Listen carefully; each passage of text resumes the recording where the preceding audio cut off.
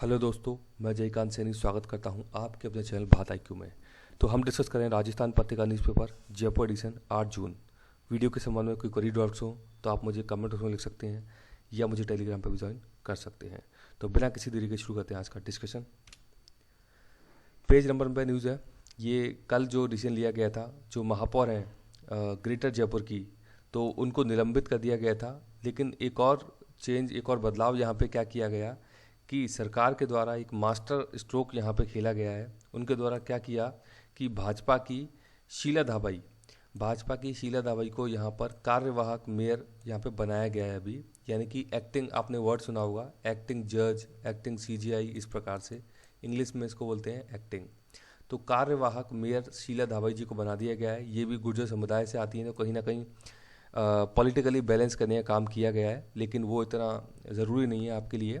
तो यहाँ पे इम्पॉर्टेंट है कि कार्यवाहक महापौर का जो कार्यकाल है वो 60 दिन का रहेगा। ये इम्पॉर्टेंट हो जाती चीज़ है कि जो एक्टिंग महापौर बनाए गए हैं अभी, उनका जो अभी काम करने का जो समय रहेगा वो 60 दिन का रहेगा। ये इम्पॉर्टेंट न्यूज़ यहाँ पे हो जाती है।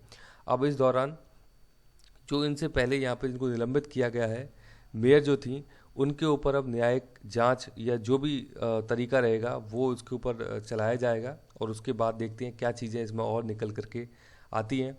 तो अभी फ़िलहाल के लिए सुचारू रूप से सारी की सारी चीज़ें चलाने के लिए शीला धाबाई जी को यहाँ पे कार्यवाहक मेयर बना दिया गया है। ये भी बीजेपी की हैं, तो बीजेपी का ही बोर्ड है वहाँ पे अभी ग्रेटर नगर निगम जयपुर के अंदर। तो ये इंपॉर्टेंट न्यूज़ है, इसके बारे में आपको आइडिया होना चाहिए। यहाँ पे बात की जा रही है कि एक आरएएस अफसर हैं, उन्होंने ट्रेन के आगे कूदकर सुसाइड कर लिया, यानी कि आत्महत्या कर ली। तो ये बड़ी ही मतलब विस्मयकारी चीज़ें लगती हैं इस प्रकार की कि किस प्रकार से एक इतनी अच्छे रुतबे पे होते हुए, पोस्ट पे होते हुए आप ऐसी हरकतें मतलब कर लेना, सुसाइड कर लेना, किस लेवल तक चले जाते हैं, मतलब क्या डिप्रेशन चला गया, क्या ऐसी घटनाएं हो गई। तो आपको पता होगा कि जब आप आरएएस मेंस का एग्ज़ाम लिखते हैं तो वहाँ पे 2 सब्जेक्ट बहुत ही इंपॉर्टेंट है इसी चीज़ के लेकर के। ये जो चीज़ें होती है ना कि प्रेशर में काम करना, किसी प्रकार की टेंशन रखना, इतना मतलब, क्योंकि आप जब एडमिनिस्ट्रेशन में जब आप होते हो तो कई तरीके के प्रेशर आते हैं, उन सबको आपको टैकल करना है, वही एक अच्छा प्रशासक होता है। तो 2 सब्जेक्ट है वहाँ पे, एक है एथिक्स और दूसरी है वहाँ पे साइकोलॉजी। तो अब ये मतलब कुछ बच्चों को, कुछ लोगों को लगता है कि साइकोलॉजी और एथिक्स पूछने का क्या मतलब है। चलो एथिक्स पूछ लीजिए, साइकोलॉजी का क्या मतलब है। तो ये दोनों ही सब्जेक्ट इसी के लिए इसमें रखे जाते हैं ताकि आप इस प्रकार की चीज़ों के लिए यूज टू हो जाएं, आप समझ सकें उनको कि क्या क्या चीज़ें होती हैं प्रशासन में, कैसे उनको डील करना है। क्योंकि काफ़ी ज़्यादा प्रेशर भी कभी कभी देखने को मिलता है, बहुत सारी चीज़ें होती हैं प्रशासन के अंदर। तो ये सारी चीज़ों को देखते हुए ये दोनों सब्जेक्ट आरएएस मेंस के सिलेबस में डाले जाते हैं। तो ये यहाँ पे जो न्यूज़ आई है, इसीलिए मैंने इसको कवर किया है कि इस प्रकार की चीज़ें नहीं होनी चाहिए, लेकिन फिर भी लोगों के ऊपर इतना मेंटल प्रेशर हो जाता है कि इस लेवल तक वो लोग जाते हैं। तो ये एक आरएएस अफसर के द्वारा सुसाइड कर लिया गया है। यहाँ बात की जा रही है, आपको पता होगा जो एग्जामिनेशन है वो कैंसिल कर दिए गए थे 12वीं के। तो अब कैसे होगा इनकी जो आगे का काम है, तो 12वीं के प्रैक्टिकल इंटरनल असेसमेंट ऑनलाइन होंगे और उसके बाद क्या होगा, 28 जून तक उनके मार्क्स भी अपलोड कर दिए जाएंगे। तो ये एक प्रोसेस अपनाई जाएगी। यहाँ पे इनके प्रैक्टिकल होंगे, इंटरनल असेसमेंट ऑनलाइन, ये ऑनलाइन किए जाएंगे, कंप्यूटर लैपटॉप पे बैठ कर के बच्चे उसको कर सकते हैं। तो ये प्रोविज़न किया गया है अभी फ़िलहाल के लिए, इस बार 12वीं क्लास के लिए सीबीएसई के द्वारा। ये कल ही एक न्यूज़ आई, पीएम साहब 5 बजे प्रस्तुत हुए, देशवासियों को संबोधन किया उन्होंने। तो यहाँ पे राज्यों से रस्साकसी खत्म करने की बात इनके द्वारा की गई और घोषणा की गई कि 18 प्लस के जो लोग हैं उनको वैक्सीन मुफ्त मिलेगी, उसका खर्चा पूरा का पूरा केंद्र सरकार वहन करेगी। ये यहाँ पे न्यूज़ निकल करके आई। आपको पता होगा कि 18 प्लस वैक्सीन को लेकर तकरार बना हुआ था राज्य सरकार और केंद्र सरकार के बीच में, क्योंकि केंद्र सरकार केवल 45 प्लस लोगों के वैक्सीन की व्यवस्था कर रही थी। 18 प्लस जो लोग थे उनके लिए राज्य सरकारों को व्यवस्था करनी थी, उन्हीं को खर्चा वहन करना था। तो इसको लेकर के आपने ग्लोबल टेंडर का नाम भी सुना होगा कि बाहर से दवाइयाँ, वैक्सीन परचेज करने की बात की थी कई सारे राज्यों ने, उसके लिए फ़ंड कलेक्ट करने की बात की थी कई सारे राज्यों ने। लेकिन अभी 21 जून से 18 प्लस के लोगों के लिए भी अभी कल ही घोषणा की है पीएम साहब ने कि उनको भी मुफ्त वैक्सीन दी जाएगी। इसका वहन, जो इसका खर्चा है, वो पूरा का पूरा खर्चा केंद्र सरकार के द्वारा वहन किया जाएगा। इसके अलावा एक योजना है पीएम गरीब कल्याण योजना है। तो पीएम गरीब कल्याण योजना के तहत मुफ्त अनाज जो स्टार्ट किया गया था कोविड-19 के दौर में, पिछले साल भी दिया था, उसे इस वर्ष मई जून तो किया ही था पहले, अब इसको एक्सटेंड कर दिया गया है नवंबर तक के लिए। ये एक इम्पॉर्टेंट न्यूज़ है। जो भी एनएफएसए में जुड़े हुए लोग हैं, जो 80 करोड़ लोग हैं, जो नेशनल फूड सिक्योरिटी एक्ट के तहत जो 80 करोड़ लोग हैं, उनको ये फ़ायदा दिया जाएगा, नवंबर तक ये फ़ायदा दिया जाएगा। तो ये इम्पॉर्टेंट न्यूज़ है यहाँ पे, इसके बारे में आपको आइडिया होना चाहिए।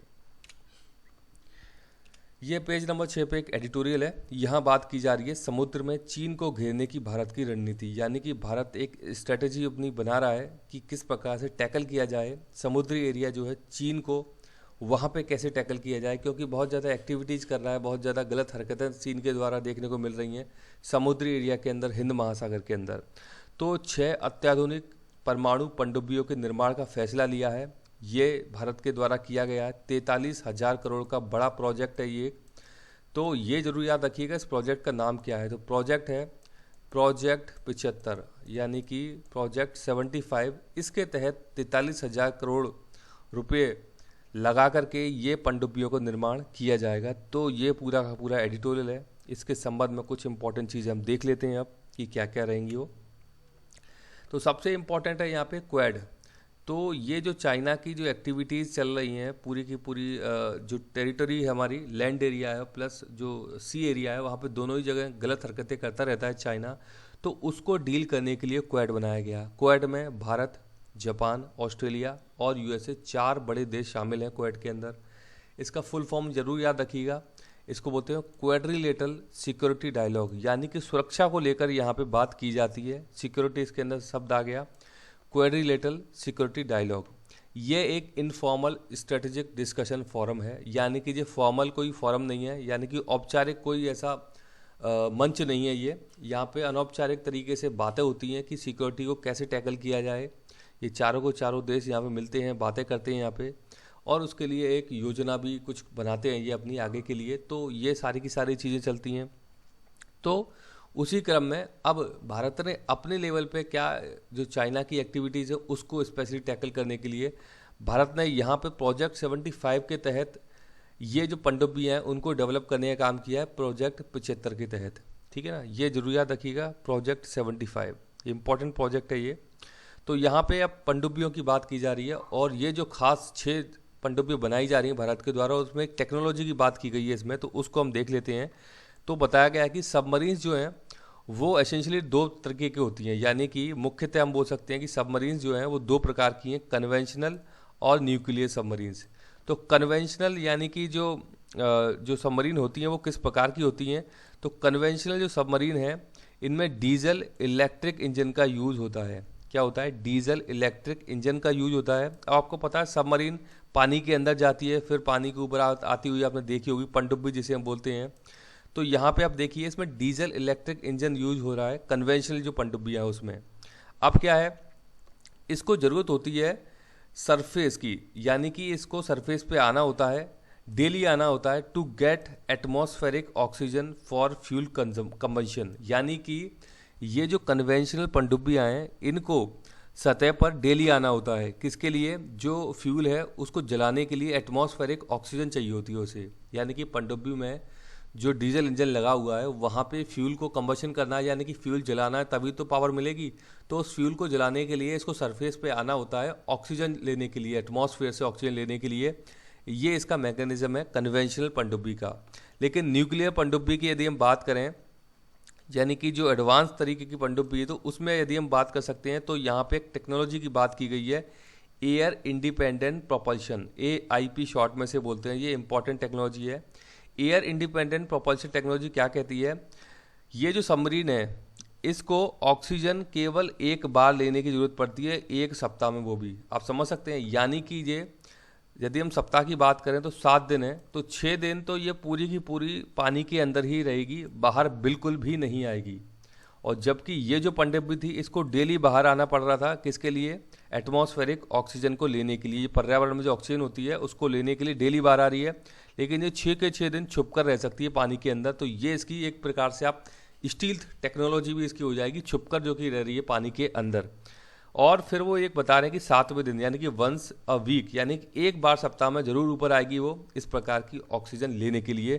तो ये एक फ़र्क है और ये टेक्नोलॉजी का इस्तेमाल किया जा रहा है, जो नई पनडुब्बियाँ बनाई जा रही हैं इनके अंदर, एयर इंडिपेंडेंट प्रोपल्शन। तो ये आपको आई होप कि समझ में आ गया होगा कि इनमें फ़र्क क्या है, जो प्रिंसिपल इसके अंदर डिफरेंस है वो आपको समझ में आ गया होगा। यहाँ पे एक और एडिटोरियल है, ये बात की जा रही है इजराइल की। तो इजराइल शीर्ष अदालत रोक सकती है दोहरा अन्याय। तो बात की जा रही है फिलिस्तीन के ऊपर जो अन्याय हो रहा है, तो वहाँ पर शीर्ष अदालत का डिस्कशन किया गया है। पूर्वी यरूशलेम में फिलिस्तीनियों की बेदखली का मामला है। यहाँ पे शेख जर्रा के फिलिस्तीनी परिवारों को ना तो किसी मुआवजे का प्रस्ताव दिया जा रहा है और ना ही वैकल्पिक घर का, यानी कि जो फिलिस्तीन के साथ में जो अन्याय हुआ है उनको किसी प्रकार की हेल्प नहीं दी जा रही है, ना तो उनको आवास की सुविधा, ना ही उनको कोई कंपनसेशन की यहाँ पे बात की गई है। तो उनके ऊपर जो अत्याचार है उनके ऊपर ये किया गया है इजराइल के द्वारा, तो उसकी यहाँ पे कुछ डिस्कशन किया गया है। तो इम्पॉर्टेंट कुछ चीज़ें देख लेते हैं हम। तो यहाँ पे एक शेख जर्रा विवाद है, 1948 का मैच शुरू हुआ था ये। तो ये आप थोड़ा सा एक आइडिया रखिएगा कि शेख जर्रा विवाद का संबंध कहाँ से है। तो मैंने आपको बताया भी था कि 1948 से ही जो फ़लस्तीन है, मतलब कि फ़लस्तीन जो है उसका पतन शुरू हो जाता है। यानी कि 1948 में फला फूला पूरा का पूरा एक पैलेस्टाइन एरिया था, पूरा कंट्री था, उसके बाद इसका पतन शुरू हो गया 1948 के बाद। तो शेख जर्रा विवाद भी 1948 में शुरू हुआ था, जब इस नए देश ने आपातकाल घोषित किया। कहाँ पे? 1948 में जो फ़लस्तीन था उसके अंदर आपातकाल घोषित हुआ। फिर 1950 में एक अस्थायी कानून लाया गया, इसका नाम था एब्सेंटी प्रॉपर्टी लॉ। ये इंपॉर्टेंट एक लॉ लेकर के आया गया फ़लस्तीन के अंदर। इसके तहत क्या हुआ था कि वहाँ के जो पहले लोग निवासी थे उनकी प्रॉपर्टी और उनकी जो संपत्ति थी उसको छीन लिया गया था, एब्सेंटी प्रॉपर्टी लॉ।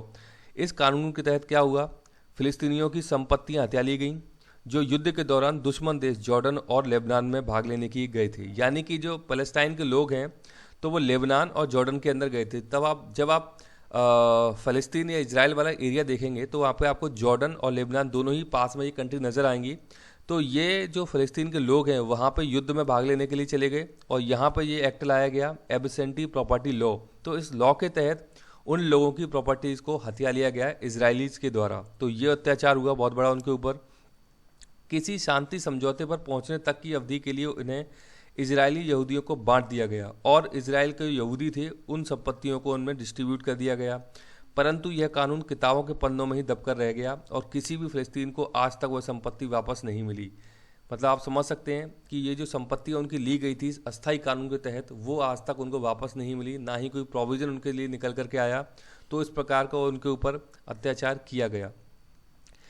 और यहाँ बात की गई है फिर बाद में, यानी कि 1967 के 6 दिन के युद्ध के बाद इजराइल ने पूर्वी यरूशलेम पर अधिकार जमा लिया। यानी कि जो इजराइल है उसने क्या किया, जो ईस्टर्न पार्ट है यरूशलेम का, या हम फ़लस्तीन का ही बोल सकते हैं, उस पर फिर अपना अधिकार जमा लिया यहूदियों ने। फिर बात होती है इसके बाद 1970 में इजराइल ने सिर्फ पूर्वी यरूशलेम के लिए एक प्रॉपर्टी कानून बनाया कि यहूदी 1948 के पूर्व की अपनी संपत्तियों पर पुनः दावा कर सकते हैं। इसमें उन फिलिस्तीनियों के हितों को नज़रअंदाज कर दिया गया जो बाद में वहां आकर बसे। तो कुल मिलाकर बात ये है कि ये जो मैं आपको बता रहा हूँ एब्सेंटी प्रॉपर्टी लॉ, इसके तहत अत्याचार, इसके तहत उनके साथ अन्याय किया गया वहाँ के जो मूल निवासी थे फ़लस्तीन जो लोग थे। और उसके ये सारा करने के बाद भी पूरा का पूरा जो फ़लस्तीन है वो पतन की ओर चला गया। बहुत कम एरिया उनका बच गया, अब पूरा का पूरा कंट्रोल इजराइल का है वहाँ पे। तो ये जो विवाद है ये काफ़ी समय से चलता हुआ आ रहा है, लेकिन अभी तक इसका कोई परमानेंट सॉल्यूशन निकल करके नहीं आया है। इसीलिए हमको आए दिन ये लड़ाइयाँ देखने को मिलती हैं। दो इम्पॉर्टेंट ग्रुप हैं जो कि एक्टिव रहते हैं फ़लस्तीन की तरफ से, फ़तेह और हमास। आपने नाम सुना होगा, मैं कई बार डिस्कस भी कर चुका हूँ। तो हमास एक गरम दल आप बोल सकते हो, यानी कि क्रांतिकारी टाइप एक ग्रुप है जो कि आए दिन ऐसी गतिविधियाँ करता रहता है। जबकि फ़तेह जो है वो थोड़ा सा बातचीत में विश्वास रखता है, मॉडरेट लोग हैं फ़तेह जो वहाँ पे एक ग्रुप है पूरा का पूरा। तो ये कुछ घटना है जिनके बारे में कि आपको आइडिया होना चाहिए। फ़लस्तीन इंपॉर्टेंट हो जाती हैं कई बार क्योंकि विवाद चलता रहता है फ़लस्तीन देश के अंदर। तो मुझे आशा है कि कुछ चीज़ें आपको इसमें समझ में आई होंगी और ये ज़रूर याद रखिएगा, ये जो बात यहाँ पे की गई है एब्सेंटी प्रॉपर्टी लॉ, शेख जर्रा विवाद, ये कभी कभार पूछ लिए जाते हैं एग्ज़ाम्स के अंदर। यहाँ बात की गई WPI की, यानी कि WPI एक होलसेल प्राइस इंडेक्स होता है। इसमें संशोधन की तैयारी की गई है, इसके लिए एक ड्राफ्ट बनाया गया है। WPI इंपॉर्टेंट हो जाता है होलसेल प्राइस इंडेक्स, तो थोक मूल्य सूचकांक अभी बदलेगा और कई सारे नए उत्पाद उसमें शामिल कर दिए जाएंगे। तो जल्दी ही बात की जा रही है ग्रीन टी, सौर ऊर्जा, sanitiser, cornflakes, brown rice, mushroom, तरबूज, विकेट कीपिंग के दस्ताने इत्यादि कई सारी चीज़ें हैं जिनको कि थोक मूल्य सूचकांक में शामिल किया जाएगा। महंगाई की तस्वीर बताने वाले इस सूचकांक में बदलाव होगा। तो ये क्या करता है, WPI क्या बताता है, महंगाई की तस्वीर बताता है, यानी कि ये इंडिकेट करता है कि कितनी जो इन्फ्लेशन है वो कितना चल रहा है, मतलब कितनी महंगाई चल रही है देश के अंदर। तो WPI CPI है, यहाँ पे कंज्यूमर प्राइस इंडेक्स, तो यहाँ पे बात की जा रही है WPI की, होलसेल प्राइस इंडेक्स। तो एक तो इसमें क्या किया जाएगा कि इसमें कई सारे प्रोडक्ट को और शामिल किया जाएगा और इसके आधार वर्ष में बदलाव करने की बात भी की जा रही है। इसको 2011-12 है वर्तमान में ये आधार वर्ष, इसको बात की जा रही है 2017-18 करने की बात की जा रही है। देखते हैं आने वाले समय में क्या डिसीजन लिया जाता है। फिलहाल के लिए आप याद रखिएगा इसका आधार वर्ष 2011-12 है यहाँ पे। तो महंगाई की तस्वीर बताता है ये। यहाँ पे बात की जा रही है कि 692 है सूचकांक में मौजूदा उत्पादों की संख्या, यानी कि वर्तमान में 692 उत्पाद हैं जो कि इसमें शामिल हैं, लेकिन अब आने वाले समय में 1196 ये उत्पाद हो जाएंगे जो नए इसमें ऐड किए जा रहे हैं। 11% रह सकता है ईंधन और ऊर्जा का हिस्सा घटा करके इसमें, मतलब ये जो इसमें एक पार्ट हुआ करता था वो कम हो सकता है अभी। 27% हो सकता है खाद्य सूचकांक का हिस्सा, जो कि 24% से बढ़कर के 27% हो जाएगा इसमें। और इसका आधार वर्ष में आपको बता ही चुका हूँ कि 17-18 किया जाएगा। ये अभी ऐसी कवायद चल रही है, ड्राफ्ट सौंपा गया है, तो देखते हैं फाइनल डिसीजन क्या लिया जाएगा यहाँ पे। तो ये कुछ चीज़ें इनके बारे में आपको आइडिया होना चाहिए। कई बार पूछ लिया जाता है कि WPI का बेस ईयर कौन सा है, तो वो 11-12 आपको आइडिया इसका होना चाहिए। और उत्पादों की संख्या भी कई बार पूछी गई है कि इसमें कितने उत्पाद शामिल हैं, तो 692 उत्पाद वर्तमान में है, आगे इसको इंक्रीज करने की बात की जा रही है। ये यहाँ पे वर्ल्ड बैंक ने $50 करोड़ की मदद का ऐलान किया है। कहाँ की बात की जा रही है, कोरोना से MSME को जो नुकसान हुआ है, MSME सेक्टर जो है, मीडियम स्मॉल जो स्केल इंडस्ट्रीज़ हैं, उनको हेल्प करने के लिए, उनको उबारने के लिए वर्ल्ड बैंक ने केंद्र सरकार को, यानी कि भारत की जो सरकार है उसको समर्थन देने के लिए $50 करोड़ की मदद का ऐलान किया है। इसके तहत 5.80 लाख MSME का प्रदर्शन सुधरेगा। ये देश की अर्थव्यवस्था की रीढ़ है। इस क्षेत्र का भारत के सकल घरेलू उत्पाद में 30% और निर्यात में 4% का योगदान है। तो बड़ा सेक्टर है, आप समझ सकते हैं कि MSME का भारत की GDP के अंदर 30% योगदान है, तो इम्पॉर्टेंट सेक्टर है। इसीलिए वर्ल्ड बैंक के द्वारा $50 करोड़ का इसकी हेल्प के लिए ऐलान किया गया है। तो आपसे पूछा जा सकता है कि MSME सेक्टर को कोविड-19 के दौरान किसने हेल्प किया है, तो ये किया है वर्ल्ड बैंक के द्वारा। यहाँ पे इफ़को के द्वारा एक नैनो यूरिया बनाया गया है। तो यहाँ पे क्या किया गया है कि 32 करोड़ जो बोतल बन रही हैं वो 1.37 करोड़ टन खाद का उनमें इस्तेमाल किया गया है। तो आप समझ सकते हैं 32 करोड़ बोतल जो हैं वो इतने टन खाद से बनाई गई हैं। तो ये काम किया है इफ़को के द्वारा। तो इफ़को ने तैयार किया है नैनो यूरिया। ये आपसे पूछा जा सकता है कि किसने तैयार किया है। तो नैनो यूरिया तरल की पहली खेप किसानों के उपयोग के लिए उत्तर प्रदेश भेजी है। नैनो यूरिया तरल एक नया और अनोखा उर्वरक है, यानी कि फर्टिलाइजर है नैनो यूरिया, जिसे दुनिया में पहली बार इफ़को की ओर से गुजरात के कलोल के nano biotechnology centre research centre में पेटेंटेड तकनीक से विकसित किया गया है। तो आपसे पूछा जा सकता है कि नैनो यूरिया तकनीक किसने विकसित की है, इफ़को के द्वारा इसको बनाया गया है। यहाँ बात की जा रही है सिफान की। तो सिफान है नीदरलैंड की सिफान हसन ने यहाँ पे वर्ल्ड रिकॉर्ड बनाया है 10,000 मीटर, यानी कि 10 किलोमीटर। ये इन्होंने कितने टाइम में कवर किया है, 29 मिनट 6.82 सेकंड के अंदर ये रिकॉर्ड इन्होंने बनाया है। इससे पहले 29 मिनट 17.45 सेकंड का विश्व रिकॉर्ड था, जो कि इथोपिया की अल्माज के नाम था। लेकिन अब नीदरलैंड की सिफान ने इस रिकॉर्ड को तोड़ दिया है। 10 किलोमीटर या 10,000 मीटर की जो रेस है 29 मिनट 06.82 सेकंड में इसको इन्होंने क्रैक कर दिया है। तो बड़ी बात है। यहाँ बात की जा रही है लक्षद्वीप की। लक्षद्वीप के अंदर मैंने आपको बताया था कि वहाँ के एडमिनिस्ट्रेटर के द्वारा जो तानाशाही रवैया अपनाया गया उसके खिलाफ प्रदर्शन चल रहे हैं वहाँ पे। वहाँ के कई सारे जो लोग हैं, पूर्व जो प्रशासक हैं, उनके द्वारा जो अच्छी वहाँ पे पोस्टों पर रह चुके हैं उनके द्वारा भी PM को चिट्ठी लिखी गई है। अभी ये अनोखा तरीका यहाँ पे अपनाया गया है कि लक्षद्वीप में प्रशासन के खिलाफ जन विरोधी प्रस्तावों के खिलाफ सोमवार को 12 घंटे की भूख हड़ताल के दौरान कई तरह से विरोध किया हुआ, यहाँ तक कि विरोध के पोस्टर लोग समुद्र में भी लेकर उतर गए। यहाँ पे देख सकते हैं आप, ये विरोध के पोस्टर इनके हाथ में, और ये समुद्र के अंदर प्रदर्शन किया जा रहा है सेव लक्षद्वीप यानी लक्षद्वीप को बचाने के लिए। तो मुझे आशा है कि वीडियो आपको अच्छा लगा होगा। यदि वीडियो अच्छा लगा है तो जल्द से लाइक करें, शेयर करें, सब्सक्राइब करें, ताकि और भी लोग वीडियो का फ़ायदा उठा सकें। आप मुझे कमेंट बॉक्स में भेज सकते हैं या मुझे ईमेल भी कर सकते हैं। इसी के साथ धन्यवाद, मिलते हैं अगली वीडियो में।